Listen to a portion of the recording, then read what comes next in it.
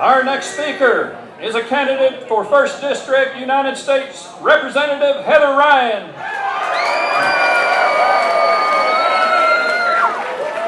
Heather served in the United States Navy and earned her bachelor's degree in political science from Drake University in Iowa through the GI Bill. She's been active in politics for many years and is now the Democratic candidate for the 1st District U.S. Representative. Please welcome Miss Heather Ryan.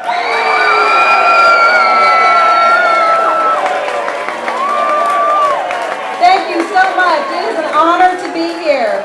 I'd like to make a public service announcement first. The red pickup truck with Kentucky license plate numbers 640ASC. My campaign volunteers got you on camera pulling up the Democratic signs. We'd like them back. You can pull up our signs. You can make fun of us on TV, but you can't silence our voice. So we'd like our Democratic signs back. Thank you very much. In years gone by, I have been one of you in the audience. I've been a spectator, taking politicians to task. 2 years ago, my daughter and I were even on the front page of the Paducah Sun right after the Fancy Farm picnic.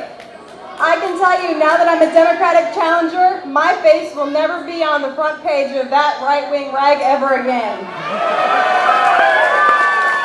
Now this is a political scientist's dream come true, to be running for Congress and speaking here at Fancy Farm.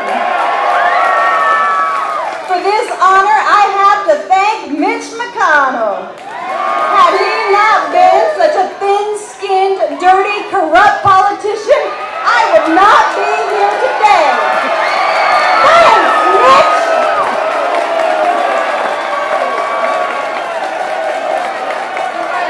But he left. He must have been afraid of my 12-year-old daughter again. But let me not forget to thank Ed Whitfield too, because had he not been such an absentee, do-nothing representative, I wouldn't have needed to run. Now, through my many travels throughout the 1st District, I have heard citizens are hurting. They're hurting for jobs, they're hurting for health care, they're hurting because of the price of gas, and they're hurting for a representative who will not sell them out to wealthy special interest groups like Exxon, Chevron, Pfizer, and Halliburton. I hear this pain and I understand this pain because I am one of you.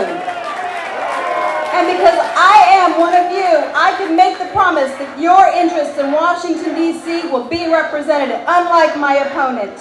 I won't sell myself out to Washington, D.C. special interests. They can't warp me, buy me, or sell me like my opponent. I can promise to work for the people of Paducah, of Cadiz, of Benton, Central City, and Fancy Farm because I am one of you.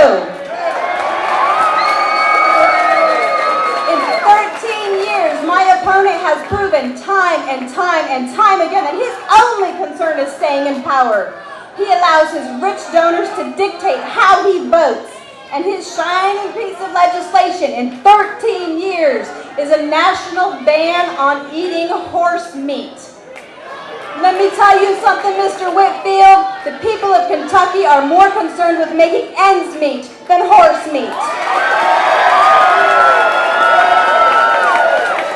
While in Congress, Exxon Eddie Whitfield has received over $500,000 worth of special interest group money from oil companies. He also owns almost $500,000 worth of Exxon and Chevron stock alone. Who do you think Exxon Eddie represents? Gas prices are at an all-time high. Exxon just posted the biggest quarterly profits of any company ever in the history of the world. And Exxon Eddie is in the back pocket of special interest oil companies. Every time you fill your gas tank, he makes a profit. Why would he want to change that? The most disturbing thing of all is that my opponent will take money from anyone. After terrorists attacked America in 9/11, most of us came together against terrorism. But my opponent chose instead to continue to accept money and trips to the Middle East from terrorists and terrorist-sponsored organizations. One of his campaign donors, Abdul Rahman Alamoudi, is now serving 23 years in federal prison for being a terrorist. But Whitfield kept his money. So after 13 years in Congress, my opponent has chosen money and power over the people of Western Kentucky. And for that I say, shame on you, Ed Whitfield. Shame on you! For caring more about horses than the people of your district, I say, shame on you, Ed Whitfield.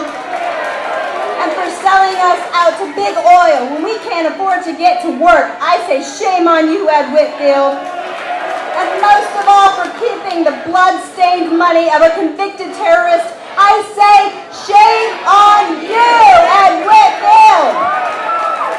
My name is Heather Ryan. I'm a wife, a mother, a veteran of the United States Navy. I'm a citizen of Western Kentucky, and I'm a proud Democrat. I'm running for Congress because I am